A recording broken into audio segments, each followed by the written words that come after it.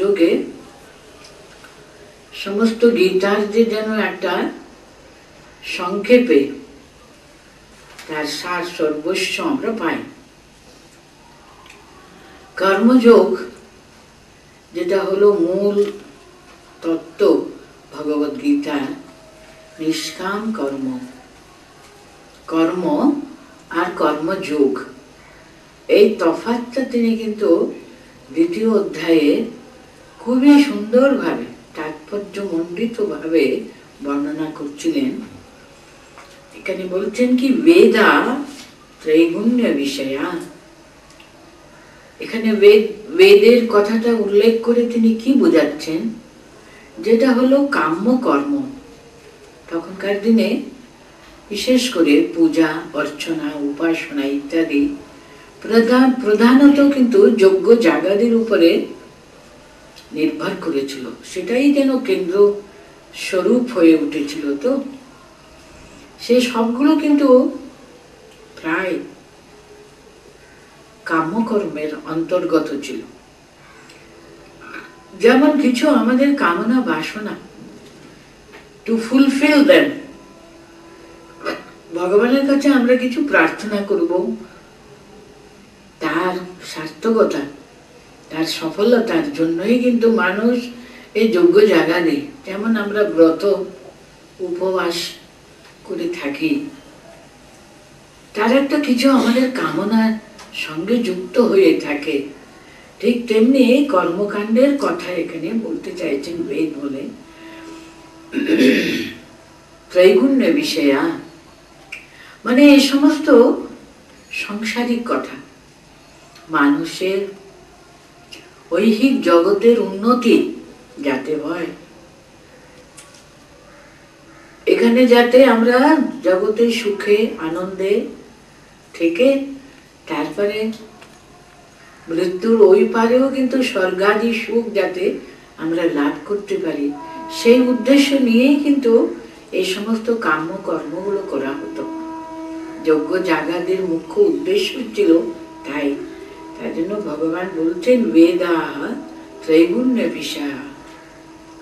বেদের কর্মকাণ্ডগুলো প্রধানত কিন্তু এই ত্রিগুণাত্মিকা, এই প্রকৃতির উন্নতির জন্য, তোমার সমস্ত কামনা বাসনা পূর্ণ করবার জন্যই কিন্তু করে থাকে। তুমি কিন্তু নিশ্চয়গুণ্য ভব অর্জুনা, হে অর্জুন, তুমি এই ত্রিগুণের পারে যাবে, তাহলে কিন্তু তুমি পাশবদ্ধ হয়েই থাকো।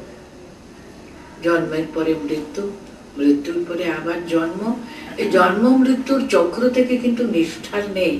যতদিন আমাদের মনে এই কামনা বাসনার তাড়না থাকে, মানুষের কিন্তু সেই বিষয় বস্তু, বিষয় কামনা এরই মধ্যে কিন্তু ঘুরপাক খেতে হবে। তো তার জন্য নিশ্চয়ই গুণ্য ভব অর্জুনা, এই ত্রিগুণাত্মিকা প্রকৃতির পাহাড়ে চলে যাও। যেতে গেলে কি করতে হয়? কাজ করবে অবশ্য, সংসার ত্যাগ করে চলে যেতে উনি বলছেন না এখানে। নিশ্চয়ই গুণ্য মানে কি কামনা শূন্য হয়ে কাজ করা, নিষ্কাম ভাবে, নিস্পৃহ ভাবে, কর্তব্য জ্ঞানে সে কাজকর্মগুলো করা, সেই কথাই তিনি নিশ্চয়ই গুণ্য ভব অর্জুনা, নিষ্কাম ভাবে কেমন ভাবে কাজ করতে হয় সেটা বলছেন। তার উপায় হিসেবে কিন্তু তারপরে লাইনে কিন্তু নির্দ্বন্দ্বহা নিত্য সত্ত্বস্থः নির্যোগক্ষেম আত্মবান। দেখুন চারটে গুণ বলছেন, উপায় কিন্তু নিশ্চয়ই গুণ্য হবার উপায়গুলো কি? প্রথম হলো নির্দ্বন্দ্বহা, দ্বন্দ্বাতীত হওয়া। সুখ দুঃখ জগতে আমরা সবসময় দ্বন্দ্ব সমূহকে দেখতে পাই। জাগতিক সব বিষয়ে কিন্তু সুখ থাকলে দুঃখও আছে, পাপ থাকলে পুণ্যও থাকলে আছে। ভালো, আমাদের যেটা ভালো মন্দ, আমাদের পছন্দ অপছন্দ, এসব কিন্তু দ্বন্দ্ব। যতক্ষণ আমাদের মনে দ্বন্দ্ব ভাব থাকে, দুঃখ পেতেই হবে। কিন্তু একটা পাবার জন্য হাত বাড়ালে আরেকটা কিন্তু তার সঙ্গে সঙ্গেই আসছে।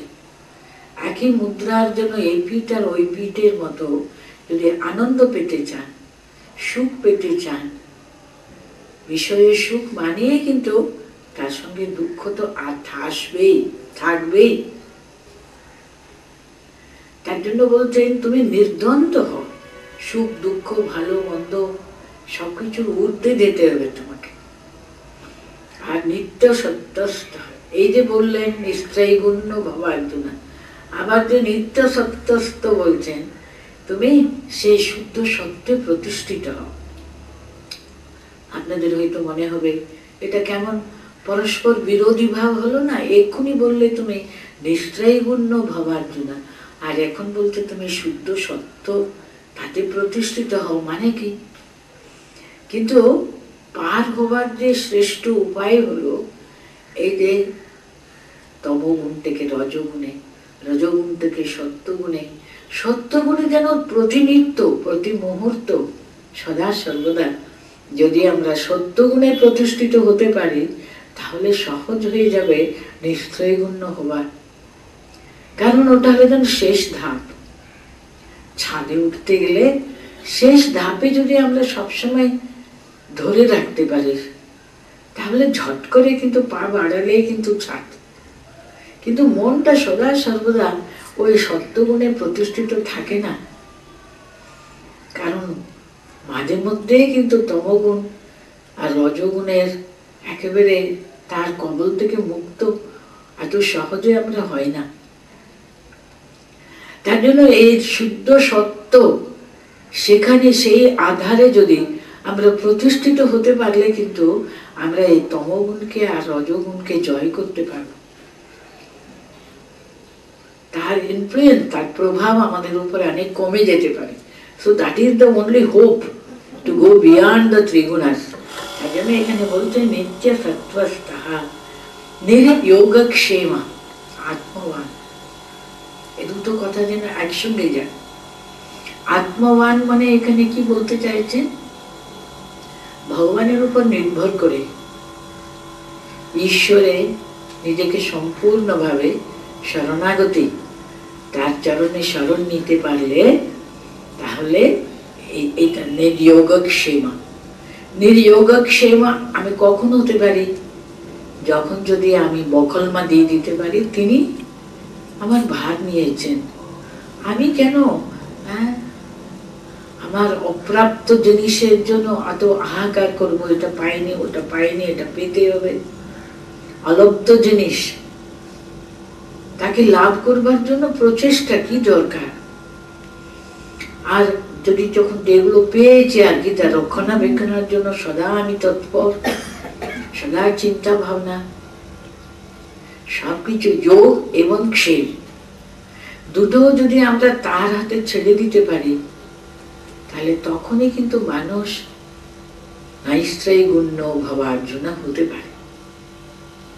নৈশ্চয়ই গুণ্য ভবার্জুনা হতে পারলে কিন্তু সে সম্পূর্ণভাবে সে তার শরণাগত হয়ে সংসারের থেকেও কিন্তু নির্লিপ্ত, সে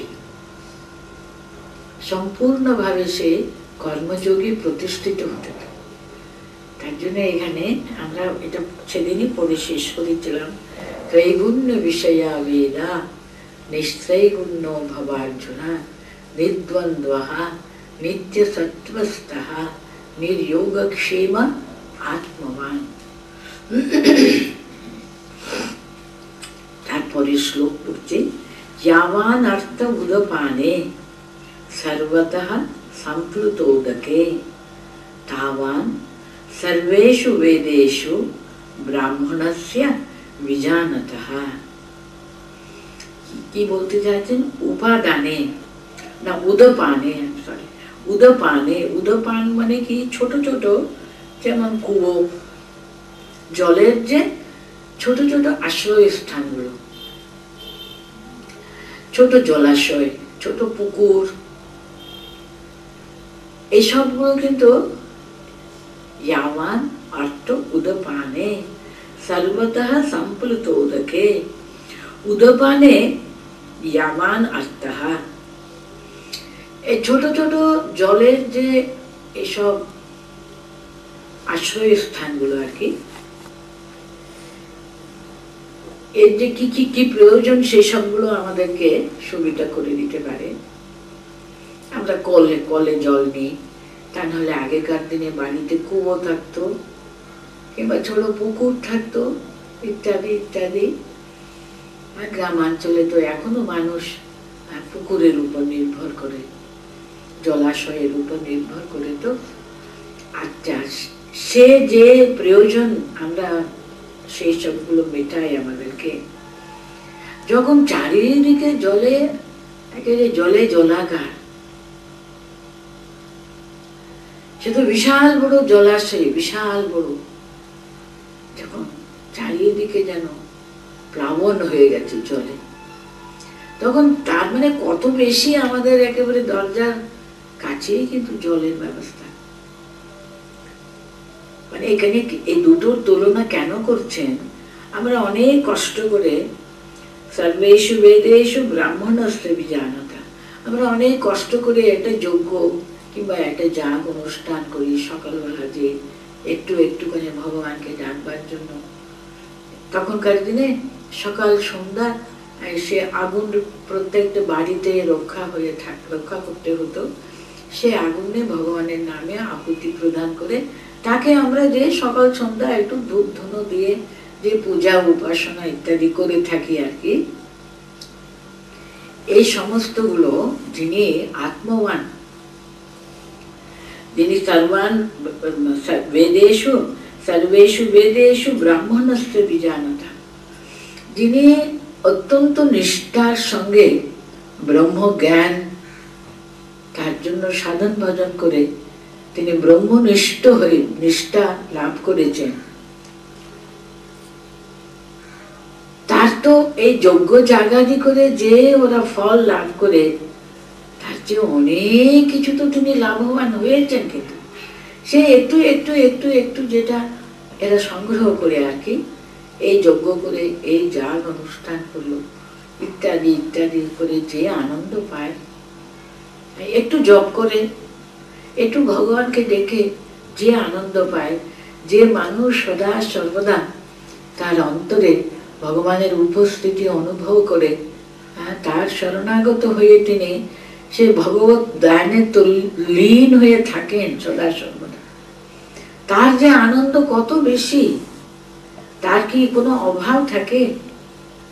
যেমন আমাদের একটা অমুক সময় আমরা মিউনিসিপ্যালিটিকে জল পাই, সেই জলটা আমরা সংগ্রহ করে রেখে আমাদের জলের যা যাবতীয় যেমন সমস্ত প্রয়োজন আমরা মিটিয়ে নিই। ঠিক তেমনি যদি আমাদের যদি বিশাল বড় জল একেবারে জলের কুয়ো টুয়ো কিছু যদি থাকে, যেমন আমরা তাতে আর কোনো জলের কোনো ব্যাপারই না, যখন তখন আমরা সে জল নিয়ে আমাদের সমস্ত কিছু আমরা কাজকর্ম করে নিতে পারি। ঠিক তেমনি এখানে বলতে চাইছেন, এরা যে আমরা তো এর আগে পড়লাম না, বেদে অনেক কিছু কর্মকাণ্ডের কথা বলছে, এত মিষ্টি মিষ্টি করে ওরা তার ফলের কথা আমাদেরকে আকর্ষণ করবার জন্য বলে টলে বুঝাচ্ছে, তোমরা এই যজ্ঞ করলে তোমরা এটা প্রাপ্ত হবে, এই লাভ হবে, এই কামনা পূর্ণ হবে, এইসব তোমরা পাবে। আচ্ছা, ও সব পাওয়া সব কিছু কিন্তু যিনি ব্রহ্মজ্ঞ পুরুষ, তিনি ব্রহ্মে সবসময় লীন হয়ে থাকেন, পরব্রহ্মের সঙ্গে তদাকার কারিত হয়ে থাকে, তিনি তো এই পর্যন্ত একেবারে আকণ্ঠ তিনি ব্রহ্ম সুখে সে অনুভূতি, সেটা কত বেশি আনন্দদায়ক, আমরা কতটুকুই বা তা বুঝতে পারি। তাই জন্য বলতেন ছোট ছোট ছোট একটা কুয়ো, একটা পুকুর, একটা কি, এই সবগুলো যেমন আমাদের জলের জন্য যে প্রয়োজন মেটাতে পারে, সে চারিদিকে জলে যখন প্লাবন, জলের কোনো একেবারে কোনো রকমের কিছু কোথাও অভাব নেই, সেরকম যদি জলের যদি তার যদি থাকে, তাহলে তো ওর আবার কোনো কি জলের অভাব থাকে? তা তো হয় না।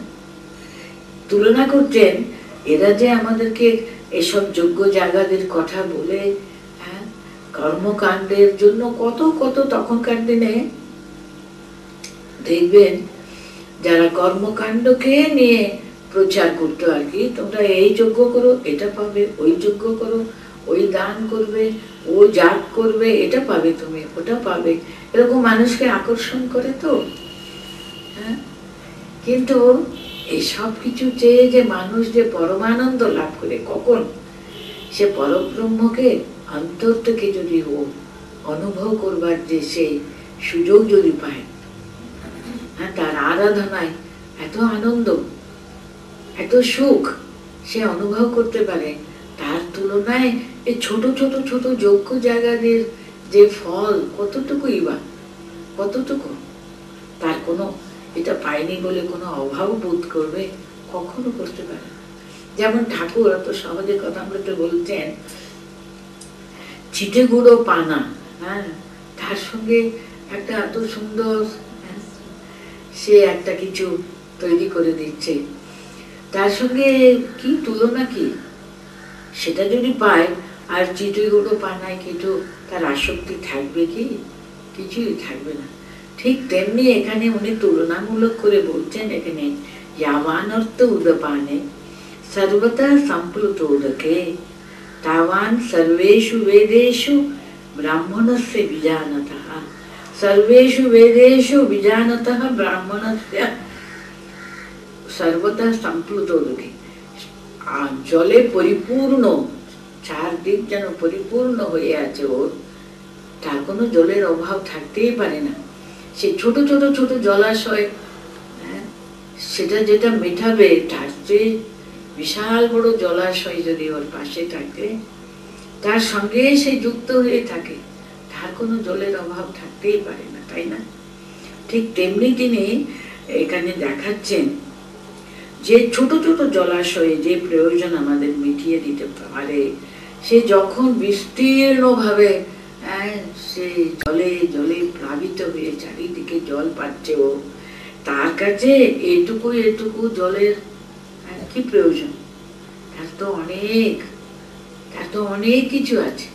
সামান্য সামান্য এই চিঠেগুলোর পানা তখন কি কোনো আকর্ষণ থাকতে পারে? থাকবে না। ছোট ছোট কামনা বাসনা পরিপূর্ণ করবার জন্য যে আমাদেরকে আকর্ষণ করতেন এতদিন ধরে, এই যজ্ঞ জাগাদি ইত্যাদি ইত্যাদি করে তোমরা তৃপ্তি লাভ করতে পারবে, সেটা কিন্তু পরব্রহ্মের যে ভগবত আনন্দ আর কি, তার সঙ্গে সামান্য ছোট কামনা পূর্ণ করবার যে এই আনন্দের কি তুলনা?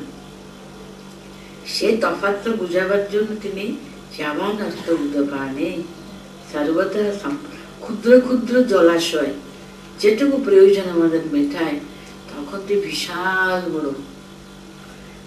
বড় জল, জলের যে আধার আমরা যখন পেয়েছি, ভগবত সান্নিধ্য লাভ করতে করে মানুষ ব্রহ্মানন্দে সে যে আনন্দ সুখ লাভ করে, সে ছোট ছোট কামনা বাসনার আনন্দ কোথায়? কি সূর্যের সামনে ছোট ছোট ছোট সে কি একটা রাত্রিবেলা অন্ধকারে পোকাগুলো একটু একটু আলো দেয়, তার সঙ্গে কি তুলনা? এটা উনি দেখাতে চাইছেন।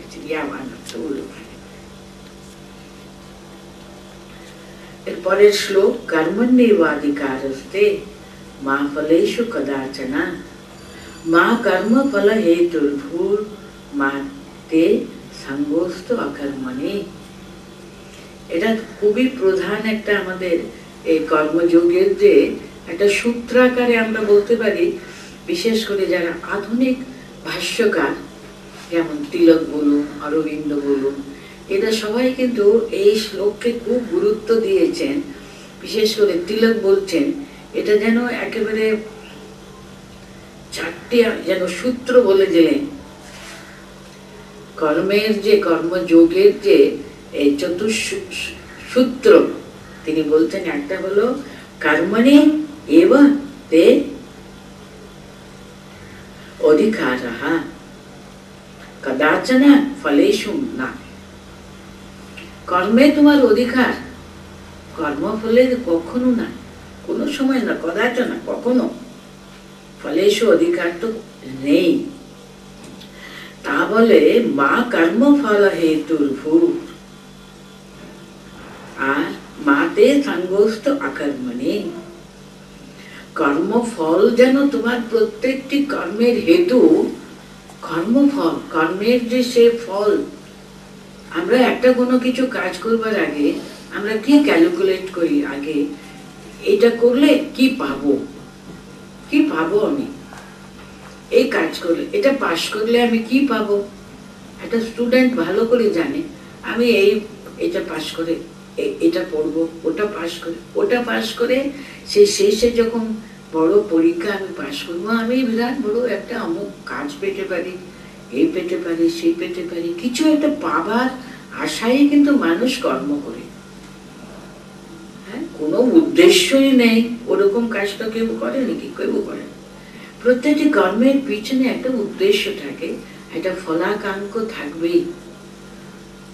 একটা ফলের আকাঙ্ক্ষা জন্যই কিন্তু মানুষ এই কাজ করে। এটা এখানে বলছেন, কিন্তু এখানে উল্টো কথা বলছেন, কর্মণে এব তে অধিকারঃ। তোমার অধিকার কিন্তু কর্মে, কর্ম ফলে তো নয়। দেখুন তিলক যে বলেছেন চারটি সূত্র এখানে আছে না, একটা হলো কি কর্মে তোমার অধিকার, এটা হলো প্রথম। কর্মফলে কিন্তু কখনো তোমার কোনো অধিকার নেই, এটা হলো দ্বিতীয়। আবার বলছেন মনে রেখো তুমি সবসময় কর্মফলের জন্যই যেন তুমি সবসময় কর্মে প্রবৃত্ত না হও। এটা ওটা সেটা চিন্তা করে এটা পাবো ওটা পাবো, তোমার কর্তব্য কর্ম। তুমি এই যে তোমার তখনকার দিনে বর্ণাশ্রম ধর্ম এত প্রবল ছিল, যে বর্ণে আমি জন্মেছি তার কিছু কর্ম আমাকে করতেই হবে, এটা আমার কর্তব্য কর্ম, আমাকে এটা করতে হবে। আমি গৃহস্থ, আমার কি কি কাজ করতে হবে, আমি একটা কোথাও চাকরি করছি, আমার কি কি কাজ আছে, ওটা আমি যেন পারফেক্টলি, যাতে সম্পূর্ণভাবে এতটুকু যেন ফাঁকি না দিয়ে সেটা যেন কর্ম। তাতে কি ফল হলো না হলো, কে প্রশংসা করলো কে করলো না, আমরা তো অনেক রকমের আশা রেখে কাজ করি, তো সেই সব দিকে যেন মনটা না দিতে বলছেন। কর্মণে এব তে অধিকারঃ মা ফলেষু কদাচন। দুটো হলো কর্মফল হেতুঃ মা, কর্মফলের কারণের জন্যই তুমি এই কাজ করবে, সেটা করো না কখনো। তা বলে অনেকেদের মনে, কেন আমাদের সকলেরই তো মনে হতে পারে আচ্ছা কোনো হেতু না থাকলে আমি কর্ম করতে যাব কেন। এখানে বলতেন তা বলে কোনো ফলের আকাঙ্ক্ষা ত্যাগ করতে বলছি বলে তুমি সবসময় একেবারে মানে কর্মই করব না, আমি অলস ভাবে আমি দিন কাটাবো, তাতেও যেন মা বলতেন তে সঙ্গস্থ আকর্মণি, অলস ভাবে দিন কাটাবে তাতেও যেন তোমার যেন আকর্ষণ না থাকে। এরকম চারটে সূত্রের কথাটা আমরা এখন ভালো করে চিন্তা করে দেখুন। এই চারটে সূত্রের যে একটু দীর্ঘ চিন্তা, গভীরভাবে চিন্তা করার মতো একটা শ্লোক এটা। কর্মণে এব তে অধিকারঃ, যে কোনো কর্ম আমরা করি না কেন সেই কর্মটা খুব সুন্দরভাবে আমার করবার অধিকার আমার আছে। যে কর্ম হোক না, আমি গৃহিণী, আমার গৃহকর্ম হলো আমার কর্তব্য, সেখানে কিন্তু প্রতিটি খুঁটি নাটি ভালো করে মন দিয়ে, সমস্ত মন প্রাণ দিয়ে সেটা পারফেক্টলি করা, সেটা যেন অত্যন্ত যেন নিপুণভাবে সুন্দরভাবে সেটা যেন আমাদের করবার জন্য অপ্রাণ চেষ্টা করে। কিন্তু আমার মনে যদি তার ফলের প্রতি সবসময় যদি আকাঙ্ক্ষা না রাখে, অনেক সময় যেমন আমার এক্সপেকটেশন ওরকম আমি পাবো না, তখন দুঃখ পাবো। প্রত্যেকটি কাজের পিছনে যদি আমি একটা ফলের যে আকাঙ্ক্ষা রেখে যদি করি, ভগবান আমার প্রতি, আমরা যখন পূজা ইত্যাদি ইত্যাদি করি তখনও যাতে আমার মনে ইচ্ছা থাকে, এই যে আমি সকালবেলা ঠাকুরকে প্রণাম করে তার জপ ধ্যান করি, কিছু একটা প্রণাম করবার সময় কত আমাদের প্রার্থনা থাকে না, আজকে বাবা এটা করে দাও ওটা করে দাও, যেন এটা হোক, ওটা হোক কিছু না আমাদের অন্তরে। কিন্তু আমি যখন তাকে সমস্ত অন্তর থেকে প্রার্থনা করব, সে প্রার্থনায় কিন্তু সবসময় এটা চাই, ওটা চাই, সেটা চাই, সেটা চাই, তাই না? আমি যে তাকে চিন্তা করবার যে সুযোগ পেয়েছি, তার প্রেজেন্টটা অন্তরে অনুভব করে দিয়ে আমি আনন্দ পাচ্ছি, শুধু কেবল তার জন্যই তাকে আমি ডাকছি, তাকে পাবার জন্যই, তার সান্নিধ্য অনুভব করবার জন্যই আমি তাকে ডাকছি। তার সান্নিধ্যে কিন্তু আমার এই অল্পতা, আমার এই ক্ষুদ্রতা দূর হয়ে তার চিন্তা করে আমার যে মন এত প্রসন্ন হয়, এটা সাফল্যতা সেখানে তো আসে। সেটাই শুধু চিন্তা করব, তার জন্যই ভগবত চিন্তা আমি করে থাকি। ভগবানকে ভালোবাসি, তার চিন্তা করতে ভালোবাসি আমি। কিন্তু আমাদের অন্তরে যদি শুধু ফলাকাঙ্ক্ষই যদি রইল, তাহলে কিন্তু এই আনন্দ থেকে আমরা বঞ্চিত হয়ে যাব। কারণ আমরা যেমন এক্সপেক্ট করি সেরকম ফল নাও তো হতে পারে, অনেক সময় তো হয় না, তো তাই না? এরকম অনেক সময় হয়ে যায়। তার জন্য সর্বপ্রথম এখানে বললেন কর্মণি এবতে অধিকারঃ মা ফলেষু কদাচন। তো ফলাকাঙ্ক্ষা বর্জিত হয়ে কাজ করা, প্রত্যেকটি কাজের সময় এটা এত সোজা ব্যাপার না। ফলাকাঙ্ক্ষই হলো আমাদেরকে সবসময় একটা এনকারেজমেন্ট দেয়, একটা উৎসাহ আমাদের অন্তরে দেয়, কাজ করবার যে উৎসাহ পাচ্ছি আমি, সে উৎসাহের পিছনে কিন্তু কিছু পাবো, এটা পাবো, ওটা পাবো, এই আকাঙ্ক্ষা যদি থাকে, মানুষ কিন্তু খুব দুঃখ পেতে হবে। কারণ সবসময় আমাদের যেমন ইচ্ছা তাই কিন্তু হয় না। তার জন্য প্রথমে বলে দিচ্ছেন কর্মণি এবতে অধিকারঃ মা ফলেষু কদাচন। যেহেতু আমরা কর্মফল হেতুটা সবসময় মনে রেখে রেখে রেখে কাজ করি, সেরকম যে কর্মফল হেতু চিন্তা করতে করতে আমরা সেটা পাবো বলে যে কাজ করাটা, সেটা যেন করো না। অনেক সময় তাহলে আমরা উপদেশটা এরকম যদি আমরা বুঝি, ঠিক আছে বাবা, আমি কোনো কিছু আকাঙ্ক্ষাও রাখবো না, কিছু না, কি দরকার তাহলে করবারই বা কি প্রয়োজন আমাদের, ওটা করতে যাবই বা কেন, চুপচাপ বসে থাকি না। সেরকম আকর্মণে মা সঙ্গঃ, আকর্মণে চুপচাপ থাকবার জন্য একেবারে কোনো রকমের কর্মের যে স্পৃহা অন্তর থেকে দূর করে দিয়ে, ওখানে কিন্তু একেবারে কোনো কর্ম নেই, ওটা কিন্তু নৈষ্কর্ম না। একটা আমরা গীতায় এরপরে পাবো আমরা নৈষ্কর্ম সিদ্ধি বলে, সেটাও কিন্তু সেটা নয়, অলসতা। অনেক সময় আমরা দেখি না, ছেলে মেয়েরা স্কুলে আসছে, সেদিন পড়াই তৈরি করিনি। তার মানে ওরা যে প্রত্যেক দিনের যেটা উচিত আমাদের আগের দিনের পড়াটা তৈরি করে যেতে হবে, কারণ আমি প্রস্তুত হয়ে যাব এর পরের পাঠটা যেন আমি গ্রহণ করতে আমার মন তৈরি থাকবে, সেটা একদম নেই, করবার কোনো ইচ্ছাও নেই। এই যে আমাদের এই তমগুণের যে আধিক্য, যখনই মনকে যখন আমাদের যে কর্মফল হেতু দূর হয়ে গেলে, কর্মের প্রতি কর্ম যে সম্পূর্ণভাবে পারফেক্টলি করবার যে আকাঙ্ক্ষাটা কমে যায়, করতে হবে বাবা, করে ফেলি, সেখানে কোনো রকমের পারফেকশনের জন্য কোনো ইচ্ছাও নেই, কি একটা করলাম বাস, ঠিক আছে। আমি যখন হেতু ফলের যে আকাঙ্ক্ষা বিসর্জন দিতে আমাদের উপদেশ দিয়েছেন বলে, কর্মফল হেতু দরকার নেই, কর্মটা সুন্দর করবার কোনো ইচ্ছাও থাকে না।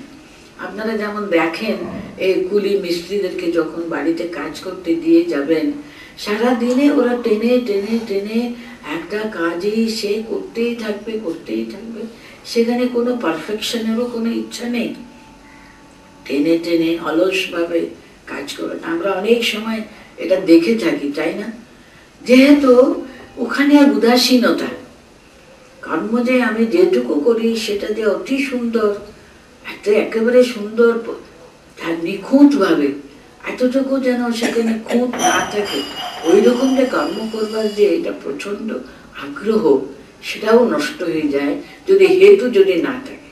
কর্মফলের যে আকাঙ্ক্ষা যদি না থাকে ওটা কিন্তু নষ্ট হয়ে যায়। এখানে কিন্তু বলছেন না, কর্ম ঠিক ঠিক কর্মযোগ হলো, ওখানে কোনো ফলাকাঙ্ক্ষাও থাকবে না, কিন্তু কর্মের যে উৎসাহ সেটাও এতটুকু কিন্তু ন্যূনতা, সেখানে পারফেক্টলি কিন্তু সে কাজ করবার জন্য উৎসাহ পরিপূর্ণভাবে থাকবেই থাকবে। এটাতে কত বড় একটা ডিফিকাল্ট, আনলেস অ্যান্ড আনটিল তার ভিতরে কিন্তু ভগবত সমর্পণ, একটা উচ্চ মনের ভিতরে একটা ভাব না থাকলে সেই কর্মটা কিন্তু সুন্দর হতেই পারে না, ঠিক ঠিক কর্মযোগ হতে পারে না। আমরা সবাই কর্ম করি, তা কর্মযোগ হচ্ছে কি? এখানে কিন্তু কর্মযোগের কথাটা বলা হচ্ছে।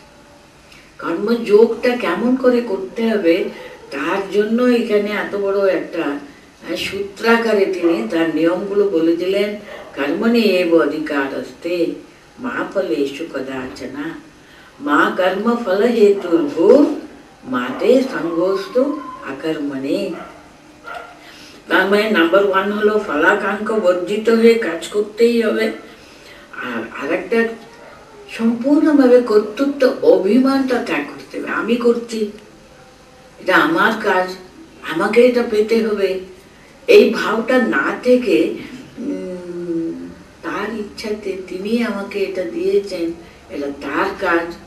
যখনই আমাদের অন্তরে সে ভগবত সমর্পণ এই ভাবটা, একটা শরণাগতি, তার জন্য উনি আত্মবান আগেই বলে দিলেন ওই শ্লোকে, যাতে তাকে কেন্দ্র করে যুক্ত হয়ে কাজ করা, যোগযুক্ত হয়ে। কর্ম যোগ করতে গেলে সে একটা বিশাল ভূমার সঙ্গে কিন্তু নিজেকে যুক্ত করে রাখলে তখনই কিন্তু এটা সম্ভব হয়। আমি কাজটা করছি উদ্দেশ্য কিন্তু তাকে খুশি করবার জন্য, আমার যিনি প্রিয়, আমি আমার যিনি ইষ্ট, তিনি আমার যিনি সমস্ত কিছুর মধ্যে তিনি যে আমার অন্তর জড়িয়ে তিনি রয়েছেন, তিনি কাজ করাচ্ছেন তাকে খুশি করবার জন্য। তার প্রীতর্থ মানে ভগবত সমর্পণ ভাব, একটা শরণাগতির ভাব যদি থাকে তাহলে ওটা কর্মযোগ হয়। তো কর্মটা কিন্তু কার জন্য করছি? আমি আমার জন্য তো করছি না, আমি তৃপ্তি লাভ করব, আমার কাজ এটা, সেটা না, তার কাজ তিনি করাচ্ছেন। তার কাজটা আমি এত সুন্দর করে না করলে তিনি খুশি হবেন কি করে? তাকে খুশি করবার জন্য করছি, এই একটা ভাব নিয়ে কাজ করতে পারলে তাহলে আত্মবান নির্দ্বন্দ্বহা, কোন রকমের মানে একেবারে একটা আকাঙ্ক্ষা রেখে কাজ করছি না। তো আকাঙ্ক্ষা হলো তাকে পাবার জন্য, তার দিকে এগোবার জন্য, তাকে আরো বেশি করে অনুভব করবার জন্য, তাতে স্থিত হয়ে আমাদের প্রতিটি কাজ যদি হচ্ছে কি সেটা দেখা। সে ওখানে শুধু একটা আমার ইচ্ছা পূর্ণ করবার জন্য ফলাকাঙ্ক্ষা বর্জিত হয়ে, কর্তৃত্ব অভিমান শূন্য হয়ে আর ঈশ্বর সমর্পণের ভাব নিয়ে কাজ করলেই কিন্তু সেটা ঠিক ঠিক যোগযুক্ত কাজ হতে পারে। সেটাই এখানে উনি একটা সূত্রাকারে বলে দিলেন, কর্মণ্যেবাধিকারস্তে মা ফলেষু কদাচনা মা কর্মফল হেতুর্ভুর মাতে সঙ্গোস্তু আকর্মণে।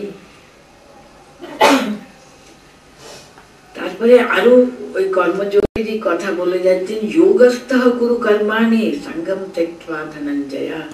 সে একই কর্মযোগেরই কথা এই কটা শ্লোকে কিন্তু ওই স্থিতপ্রজ্ঞ লক্ষণ বলবার পর্যন্ত কিন্তু কর্মের যে সে কৌশলের কথা, কর্মযোগের কথা, সেটাই কিন্তু এই কটা শ্লোকে হবে। যোগস্থঃ কুরু কর্মাণি সঙ্গম ত্যক্ত্বা ধনঞ্জয়া।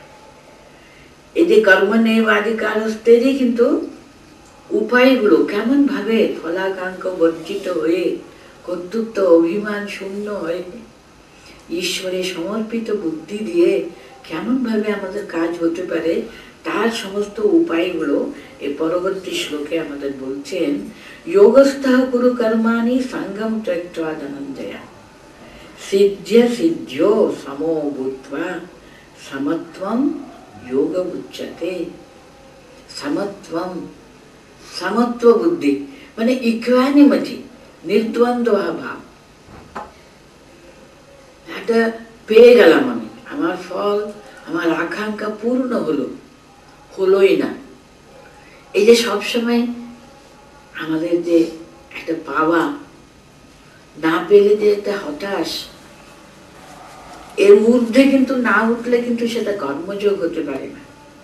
এখানে কি বলতেন, যোগস্থ করুক, এই যে আমি এক্ষুনি বললাম, তাতে তার সঙ্গে যুক্ত হয়ে দেখুন, ভক্তের পক্ষে এটা অতি সহজে কিন্তু কর্মযোগে প্রতিষ্ঠিত হওয়ার সহজ উপায় হলো তার ইষ্টকে চিন্তা করে, ইষ্টের প্রীতত্ব, তার সঙ্গে যুক্ত হয়ে, তার চিন্তায় মগ্ন হয়ে তার জন্য কাজ করা। ভূমার সঙ্গে যুক্ত হতে পারলে কর্মটা কিন্তু শুধু কর্ম হবে না, সেটা কর্মযোগ হবে। এখানে বলতেন যোগস্থ কুরু কর্মাণি সঙ্গম ত্যক্ত্বা ধনঞ্জয়া। সঙ্গম ত্যক্ত্বা, আসক্তি, নাম্বার ওয়ান আসক্তিটা কি, আমি আমার আছে বলে আমার ইচ্ছাটা পূর্ণ করব, এই কাজটা করে আমার নাম হবে, আমি এটা পাবো, তার জন্য কিন্তু ফলাকাঙ্ক্ষা আসে, আমার এটা পেতে হবে, সেটাই তো ফলাকাঙ্ক্ষা, আসক্তি। একটা কর্ম করতে গিয়ে এমন আমি জড়িয়ে পড়লাম, কারণ আমার ইচ্ছা মতো করতে হবে, তো আমার ইচ্ছা পূর্ণ হতে হবে, আমার আকাঙ্ক্ষা পূর্ণ করবো আমি, তার জন্য এটা করতে হবে। আমি তার ইচ্ছাতে করছি না, কিন্তু আমার ইচ্ছা। এখানে আমি এই কাজটা কেন করছি, উদ্দেশ্যটা কি? এটা সবসময় কিন্তু উদ্দেশ্য, কোন উদ্দেশ্য নিয়ে আমি এই কাজ করছি, যিনি কর্তা তার মনের যে ভাবটা কি।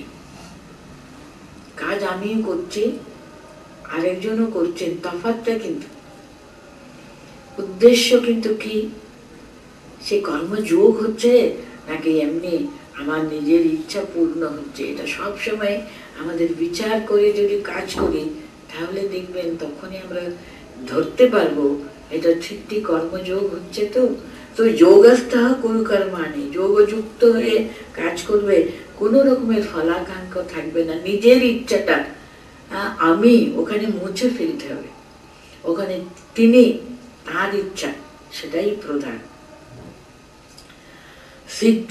সিদ্ধ্যা সিদ্ধিও সমভূত্বা, সেখানে কিন্তু ফলের উপরে সম্পূর্ণ আকাঙ্ক্ষা লুপ্ত হয়ে গেলে, ভালো হলো না মন্দ হলো, পাস হলাম না ফেল হলাম, সেটা কোনো ব্যাপারই না। আমি যে মানে একটা এক্সাম্পল হিসেবে আমি বলছি, আমি যে একটা কোনো কিছু সাবজেক্ট ভালো করে পড়বার জন্য এই ক্লাসে ঢুকেছি, আমি সেটা পরিপূর্ণভাবে আমি আয়ত্ত করতে পেরেছি, তো সেটা হলো প্রধান উদ্দেশ্য। কিন্তু I must know this subject thoroughly well, but I do not do it. I always think of the examination.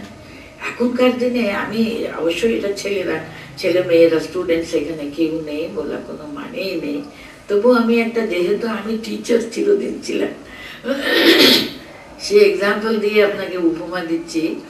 সে এখন আজকাল দিনে এমন হয়েছে, গত বছরের কোশ্চেন আর আসবেই না, তো এই বছরে নতুন কোশ্চেন গুলো তৈরি করা হবে।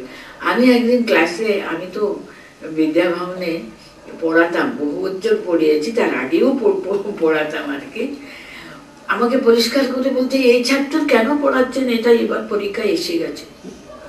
আমি না কি বলবো, বইটা বন্ধ করে শুধু ওর দিকে তাকিয়ে রইলাম। আমি যে এই সাবজেক্টটা না পড়ালে এর পরের সাবজেক্টটা, পরের পিরিয়ড আমি ইতিহাস পড়াচ্ছি, এটা যদি না বলি এর পরেরটা কি করে কানেকশন থাকবে, আমি তো বুঝতে পারছি না। আমি তো এরকম কোনোদিনও পড়িনি, ওকে বুঝালাম আমি এরকম কোনোদিনও পড়াশোনা করিনি। তো I must know A to Z everything. একটা সাবজেক্ট আমি জানতে হলে আমাকে সম্পূর্ণভাবে জানতে তো হবে। এখন দেখবেন কেমন খণ্ডিত জ্ঞান, শুধু তাকে তৃপ্তি করলে হলো, তাকে খুশি করলে হলো, এটা কোনো মতে শেষ করলে হলো, এটা কি কাজ হচ্ছে? এটা কি ঠিক ঠিক আমাদের কর্ম হচ্ছে বলো না, কোনো মতে সে হলে বলুক, হলে হলো আর কি, তা না। এখানে বলছেন যোগস্থ কুরু কর্মাণি সঙ্গম ত্যক্ত্বা ধনঞ্জয়া সিদ্ধ্যা সিদ্ধ সমো ভূত্বা। সিদ্ধি অসিদ্ধিকে সমান দেখতে হবে। আমি কিন্তু যে কাজটা করছি সেই কাজটা সম্পূর্ণভাবে নিখুঁতভাবে করব, সেখানে আমার শেষ হয়ে গেল, সেটা কি ভালো? তার রেজাল্টটা অনেক সময় হয়তো নষ্টই হলো, কিছু হলো না। আমি একটা এক্সাম্পল দিতে পারি। এই যে এডিসন বলে একজন, দিনে আমাদের এই বাল্ব টাল্ব করে ইলেকট্রিসিটি এসবগুলো আবিষ্কার করলেন না, উনি বাল্বটা তৈরি করবার জন্য উনি কত হাজার টাইম নাকি চেষ্টা করেছিলেন। কোন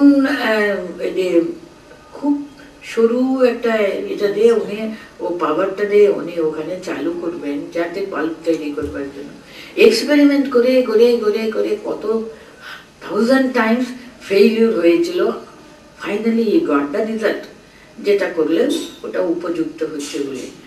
তখন কে বলেছে বাবা এতদিন এত হাজার বার এত নষ্ট হলো? উনি বললেন নষ্ট কোথায় নষ্ট হলো? আমি বুঝে নিলাম এটাতে হবে না, এটা দিয়ে হবে না। আমি জানতে পারলাম না এটাতেও হবে না, এটাতেও হবে না, এই জ্ঞানটা তো আমি অর্জন করলাম। কিসে হবে সেটা তো পরের কথা। আমি এইটা হতে পারে বলে এক্সপেরিমেন্ট করে গেছি, আমি জানতে পারলাম, আমার নলেজটা ইনক্রিজ হল। আমি একজন ভক্ত, আমার জানাশোনা একজন, উনি একটা জায়গাতে কাজ করছিলেন। উনি অনেক কিছু করেছিলেন, কি করেছিলেন না করেছিলেন, শেষে খুবই ভালোভাবে সেই ফ্যাক্টরিটা এস্টাবলিশড হলো, সবই হলো।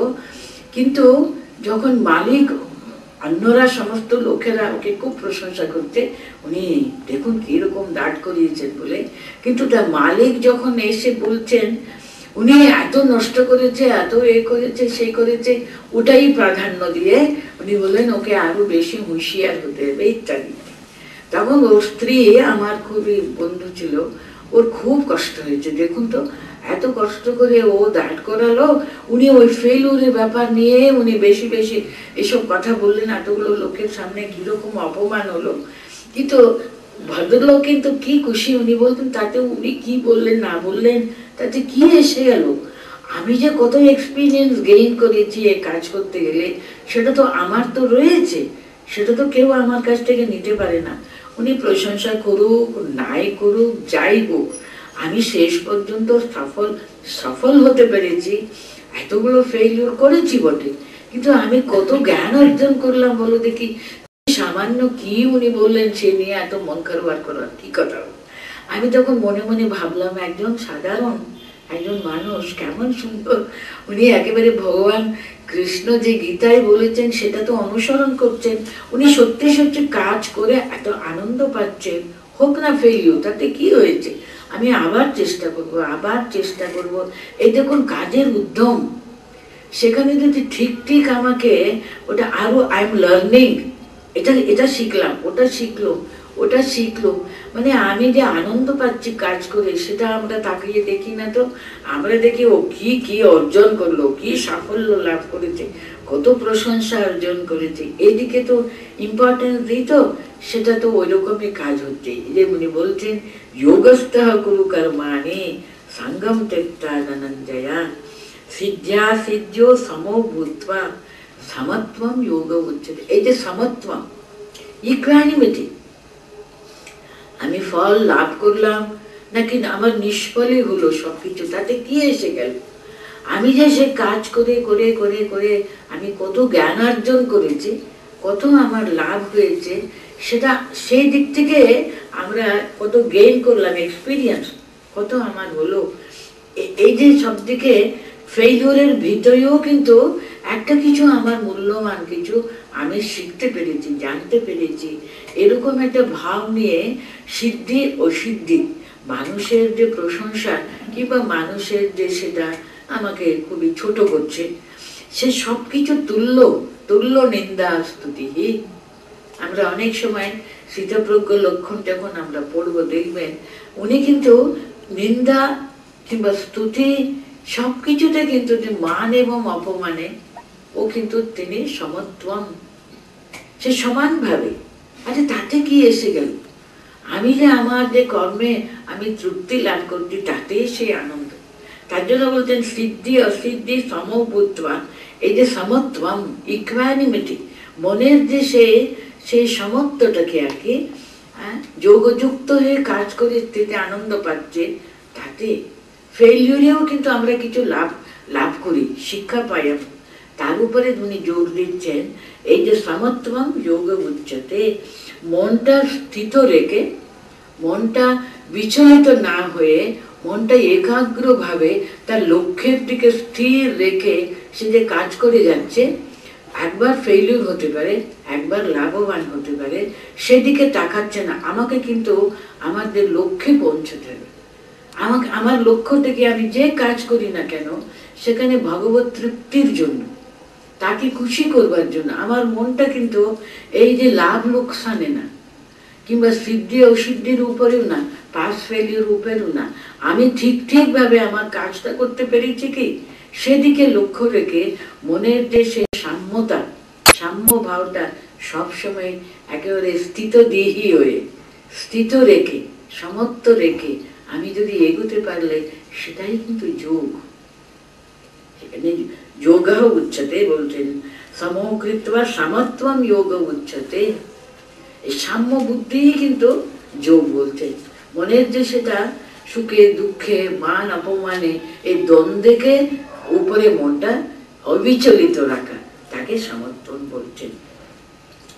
যোগস্থঃ কুরু কর্মাণি সঙ্গম ত্যক্ত্বা ধনঞ্জয়, সিদ্ধ্যা সিদ্ধ্যো সমো ভূত্বা সমত্বম যোগ উচ্যতে। দূরেন হি অবরম কর্ম বুদ্ধি যোগাৎ ধনঞ্জয়, বুদ্ধৌ শরণমন্বিচ্য কৃপণা ফলয়েথবাহ।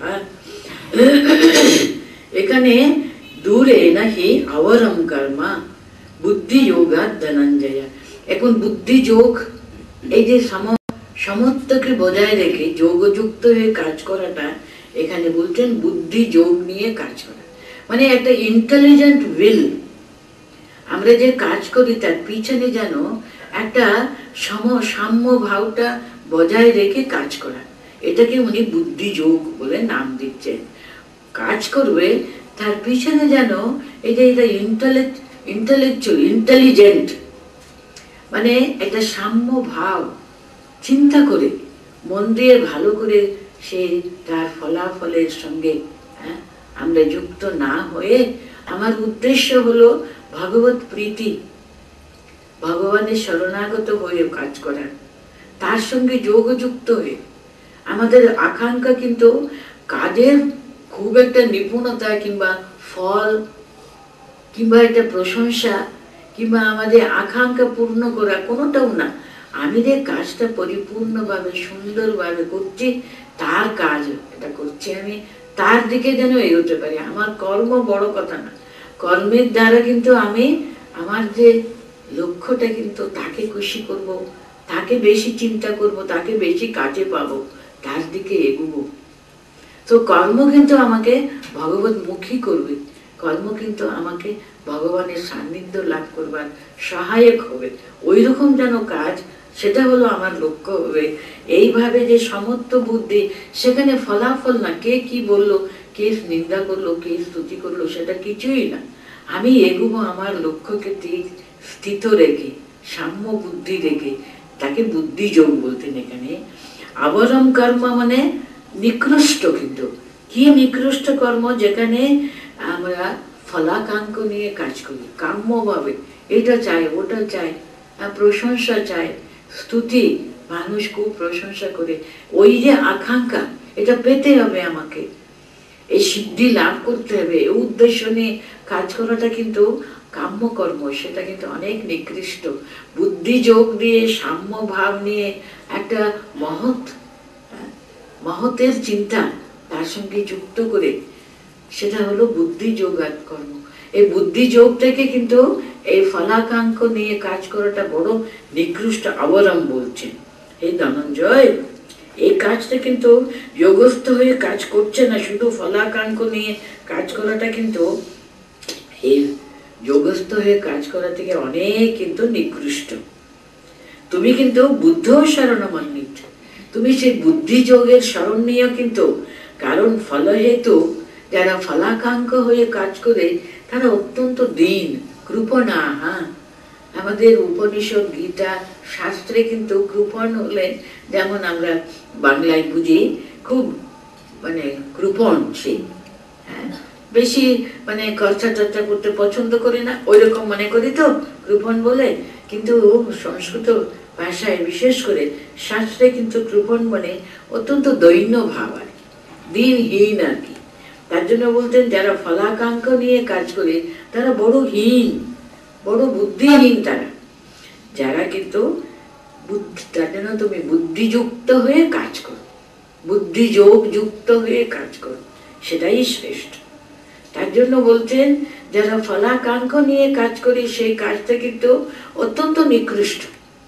যারা ফলহেতুর জন্য কাজ করে ওরা অত্যন্ত হীন, ওদের দিকে তাকাবে না। তুমি কিন্তু বুদ্ধিযুক্ত হয়ে কাজ করে। পরের শ্লোকে তাই বলছেন তিনি, বুদ্ধিযুক্ত যাহা দেহ উভে সুকৃত দুষ্কৃতে তস্মাৎ যোগায় যুজ্যস্ব যোগঃ কর্মসু কৌশলম। এই সমস্ত শ্লোকগুলো কিন্তু শুধু কর্ম যোগের কথা যতভাবে আমাদের বোঝাতে চাইছেন উনি, সেই কথাই কিন্তু হয়তো আপনাদের মনে হবে বড় রেপিটেশন হচ্ছে। রেপিটেশন না, দেখুন শাস্ত্র কিন্তু একই কথা আমাদের মনে খুব ভালো করে ইমপ্রেস করবার জন্য আর কি হয়তো অনেকবার একই কথাই মনে হবে, বারবার বলবে। কেন বলবেন? আমরা একবার বললে কি আমরা বুঝে নিতে পারি? সঙ্গে সঙ্গে ওই রকম কি কাজ করতে পারি? আমরা পারি না তো। বিশেষ করে আপনারা সামনে বসে আছেন মায়েরা, আমি বলছি আপনাদের ছেলে মেয়েদের আপনি একই কথা প্রতিদিন, হয়তো সে আপনার ছেলে অনেক বড় হয়ে গেছে, অনেক বুড়ো হয়েছে, আর তবুও আপনি বলবেন ও যখন বেরোবে, বাবা সাবধানে কিন্তু রাস্তাটা পার হবে, বাবা দেখে শুনে হাঁটো। হ্যাঁ, আজকাল দিনে একই কথা হতে পারে প্রতিদিন, কিন্তু আপনি বলবেনই। কেন বলবেন? মায়ের গীতা তো কিন্তু আম্বা ত্বাম অনুসন্ধামি, গীতাকে মা বলে কিন্তু আমরা সম্বোধন করেছি তার ধ্যান শ্লোকে।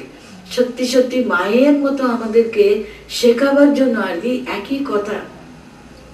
কারণ মানুষ গীতায় বলেছে না, নহি ক্ষণমপি জাতু তিষ্ঠতা কর্মকৃত, আমরা মুহূর্তও কিন্তু কাজ না করে থাকতে পারি না।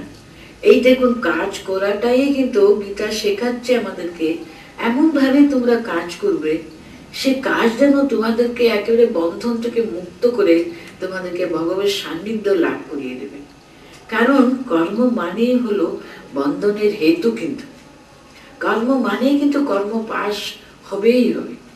কিন্তু গীতা এমন একটা কর্মযোগ যে আমাদের সামনে আদর্শ ধরিয়ে কেমন ভাবে নিষ্কাম ভাবে কাজ করলে সে কর্মই কিন্তু আমাদেরকে সেই জীবনের লক্ষ্যটা পৌঁছে দিতে পারে, সেটা বুঝাবার জন্য যে সারা গীতা কিন্তু ভগবত গীতা কিন্তু একটাই সুর, কর্ম করবে ঠিকই কিন্তু কর্ম বন্ধনে পড়তে হবে না।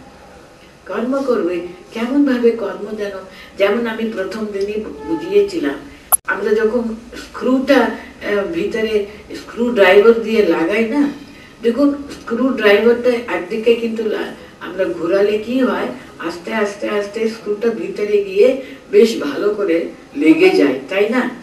কিন্তু স্ক্রু উঠাতে গেলেও কিন্তু আরেক রকম ঘোরাতে হবে, কিন্তু ঘোরানো কিন্তু কাজ, সে ঘোরানোটা কিন্তু দেখে শুনে ঘোরাতে পারলে আমরা একেবারে বন্ধন থেকে মুক্ত হয়ে যেতে পারি, স্ক্রুটা উঠিয়ে দিতে পারি আমরা একেবারে। সে কর্ম কৌশলটা কিন্তু এই গীতা, ভগবত গীতার যে শ্রেষ্ঠ উপদেশই কিন্তু এই কর্মযোগ। তার জন্য কর্মযোগকে এত প্রাধান্য দেওয়া হচ্ছে। এখানে ওই একই কথা বলছেন আবার, বুদ্ধিযুক্ত যাহা দিহা উভে সুকৃত দুষ্কৃত। যিনি বুদ্ধি যোগ দিয়ে যারা কাজ করে, বুদ্ধিযুক্ত হয়ে কাজ করে, ইহা মানে এই বেঁচে থাকতে এই জীবনে কিন্তু সুকৃতি দুষ্কৃতি এই দুটোর পার হয়ে যেতে পারে। নিষ্কাম ভাবে কাজ করতে পারলে না, কাজের কর্ম বন্ধন থেকে মানে পুণ্য কাজ করে আমরা যে স্বর্গাদি লাভ করব সেটা হলো সুকৃতি। দুষ্কৃতি মানে আমরা অন্যায় আর কোনো কাজ করে আমরা পাপে ভাগী হব। তো কিন্তু বুদ্ধিযুক্ত হয়ে কর্মযোগটা আমি ভালো করে সে কৌশলটা জেনে নিয়ে যদি বুদ্ধিযুক্ত ভাবে কাজ করতে পারলে, কর্ম কৌশল জানতে হবে, কিরকম যে স্ক্রুটা ঘুরাতে হবে জানতে হবে, তাহলে আমরা একেবারে স্ক্রুটা খুলে ফেলতে পারলে আমরা একেবারে কর্মবন্ধন থেকে মুক্ত হয়ে যেতে পারি। সেটা কিরকম করতে হবে? বুদ্ধিযুক্ত হয়ে কাজ করতে হবে। তার জন্য বলতেন বুদ্ধিযুক্ত, বুদ্ধি যোগযুক্ত হয়ে কাজ করলে কি হয়, সুকৃতি দুষ্কৃতি উভয় থেকে কিন্তু তুমি মুক্ত হয়ে যেতে পারবে। তসমাৎ যোগায় যুজ্যস্ব। অর্জুন, তুমি যোগযুক্ত হয়ে কাজ করো, কারণ যোগে হলো কর্মসু কৌশলম। যোগঃ কর্মসু কৌশলম। কি সুন্দর উনি ডেফিনিশন দিতেন। দেখুন কর্মযোগ মানে কর্ম করবার যে একটা কৌশল আছে সেটা জানতে হবে। কিন্তু কর্ম কৌশলটা কি? বুদ্ধিযুক্ত হয়ে কাজ করতে হবে, নিষ্কাম ভাবে, কোন রকমের ফল মানে হেতু, একটা উদ্দেশ্য না নিয়ে এটা আমাকে পেতে হবে, ফলের প্রতি এত প্রচন্ড আকাঙ্ক্ষা। দেখুন, তাই না? সামান্য কাজ দেখুন না, আমি যে গৃহিণী, আমি যে বাড়িতে আমার রান্না করবার তো আমার কাজ, আমার ছেলে মেয়েদের আমি খাওয়াবো না, কিন্তু আমি যে রোজ রান্না করব, আমার ছেলে মেয়েরা খাচ্ছে, খেয়ে দিয়ে বড় ছেলে ও কাজকর্ম করতে যাচ্ছে, ছোটরা খেয়ে দিয়ে স্কুলে পড়তে যাচ্ছে, কিন্তু ওরা খেয়ে দিয়ে একবার বলবে তো, মা কি ভালো হয়েছে না আজকে, খুব সুন্দর হয়েছে মা। হ্যাঁ, ও যদি একটা প্রশংসা কথা ও যদি না বলে দিনের পর আমার মনে হবে ভেবেছে কি বলতো এরা, আমি রোজ রান্না করবো, এদের ভালো করে খেতে দেবো। আচ্ছা একবার অন্তত বলবে তো, অন্তত রাত্রিবেলা খেয়ে দিয়ে বলবে, বাহ কি সুন্দর হয়েছে না আজকে, ভালো খেলাম মা। ও মা, মানে প্রত্যেকটি ব্যাপারে কিন্তু প্রত্যাশা রেখে কিন্তু কাজ করি। সূক্ষ্ম ভাবে দেখবেন সামান্য কাজ, কিছু একটা প্রত্যাশা থাকবে, কিন্তু সামথিং এক্সপেকটেশন ছাড়া আমাদের কাজ করতে আমরা শিখিনি। কিন্তু এটা আমাদের প্রকৃতিতে নেই, তার জন্য কিন্তু আমরা কাজ করি, অনেক সময় দুঃখ পাই। ঠিক ভাবে যদি কাজ করতে পারলে না, কোনো দুঃখ, যে দিকে আমি যে কাজ করি না কেন, তুচ্ছ কাজও হতে পারে, কিন্তু কাজের যে যোগযুক্ত হয়ে কাজ করাটা কৌশলটা, উনি বলতেন যোগা কর্মসু কৌশলম। কর্মের কৌশলটা কি? কৌশল হয়ে যোগযুক্ত হয়ে কাজ করে। আমি কিন্তু কারুকে প্লেস করবার জন্য কাজ করছি, আমার অন্তরে তিনি রয়েছেন, তিনি খুশি হলে হলো, তিনি সন্তুষ্ট হলে, কর্ম করে আমি বড় আনন্দ পেলাম, এদের খাইয়ে দাইয়ে এদের সুখে রেখে আমার যে কত আনন্দ। আছেন তো আপনারাই তো একবার ওরা যেন আনন্দ পেলে আমার আনন্দ, ওদের সুখে আমি তৃপ্তি অনুভব করি। এই যে নিষ্কাম ভাবে, কোনো এক্সপেকটেশন নেই, আমার কর্তব্য আমি করলাম, দেয়ার টেন্স, আর কোন রকমের আকাঙ্ক্ষা নেই। যোগা কর্মসু কৌশলম। এই যে কৌশলটা জেনে নিয়ে কাজ করাটা উপায়টা উনি এত সুন্দর ভাবে দ্বিতীয় অধ্যায়ে বুঝে দিচ্ছেন। বুদ্ধিযুক্ত যাহা তিহা উবে সুকৃত দুষ্কৃত। এই জন্মেই কিন্তু যিনি যোগযুক্ত হয়ে কাজ করেন, তিনি সুকৃতি দুষ্কৃতি কোনো ফল তাকে স্পর্শই করবেন। উনি কাজ করবেন, কিন্তু কোনো ফল, কোনো বন্ধন তাকে স্পর্শই করতে পারে। তো কর্ম করেন, অন্তত কর্মবন্ধন থেকে মুক্ত তিনি। এরকম কিন্তু কাজ করা যায়, সে কৌশল হলো যোগা কর্মস্তু কৌশলম। কর্মজম বুদ্ধিযুক্তা হি ফলম ত্যক্ত্বা মনীষিণঃ জন্মবন্ধ বিনির্মুক্তা পদম গচ্ছন্তি অনাময়ম। এই একটা শ্লোকটা করে শেষ করছি। কর্মজম বুদ্ধিযুক্তা হি ফলম ত্যক্ত্বা মনীষিণঃ জন্মবন্ধ বিনির্মুক্তা পদম গচ্ছন্তি অনাময়ম। এখানে বলছেন, এই যে যোগা কর্মসু কৌশলম বললেন, তো এই কৌশলটা জেনে যারা মনীষীগণ এই কর্ম করে আর কি, তারা তাদের যে শেষ আনন্দটা কিরকম, অনাময়ম পদম গচ্ছন্তি বলছেন। আমরা আমরা তখনকার দিনে মানুষকে সে পরম পদ তিনি পাবেন, সে নিষ্কাম ভাবে কাজ করেও কিন্তু সে পরম পদ লাভ করবে। আমাদের সবসময় বলা হচ্ছে, উপনিষদে দেখবেন, কঠোপনিষদে, বিষ্ণু পরমম পদম। আমরা মনে করি সে বৈকুণ্ঠ লাভ করবো আমরা। বলরাম বলে যিনি একজন গ্রেট পণ্ডিত ডালিকে, যিনি সে পণ্ডিত যখন গীতা ব্যাখ্যা করেছেন, পরম পদমকে তিনি লিখছেন সেই বিষ্ণু পরমম পদম, সেটা লাভ করেন কিন্তু। আর আমাদের শঙ্করাচার্য তিনি লিখছেন সেই ঈশ্বর তৃপ্তির জন্য কাজ করেছে, তো সে পরম আনন্দ লাভ করে। আর শ্রীধর স্বামীও তাই বলছেন। এইভাবে আর কি আনন্দ, সচ্চিত আনন্দ স্বরূপ কিনা আমরা, সেই আপনারা জ্ঞান মার্গে যান, কর্ম মার্গে যান, ভক্তি মার্গে যান, সে পরমানন্দ লাভ করা, পরম একটা ভিতরে একটা তৃপ্তি লাভ করা, একটা স্যাটিসফ্যাকশন, সেটাই পরম পদ বলুন, বৈকুণ্ঠ প্রাপ্তি বলুন, বিষ্ণু বিষ্ণু পরমম পদম, যা আমরা বলি না কেন, সেই আনন্দটা কিন্তু সেটা জীবনের যে মুক্তি লাভ। উনি বলছেন এখানে অনাময়ম পদম গচ্ছন্তি, সে পরম শ্রেষ্ঠ, সে পদ তারা লাভ করবে। আর কি পদ সেটা? আনন্দময়, বিভিন্ন মুক্তি লাভ, পরম মোক্ষ, যে নামে বলুন না কেন। কিন্তু বুদ্ধিযুক্তা কর্মজম হি ফলম ত্যক্তা, সে বুদ্ধিযুক্তা মনীষিণা, পণ্ডিতগণ যারা বুদ্ধিযুক্তা, মানে কর্ম করাতে কৌশলটা জেনে নিয়েছে ওরা, যোগযুক্ত মানে বুদ্ধিযোগ, বুদ্ধিযোগে যুক্ত হয়ে যে শ্রেষ্ঠ মানুষগণ কাজ করে, তারা কিন্তু জন্ম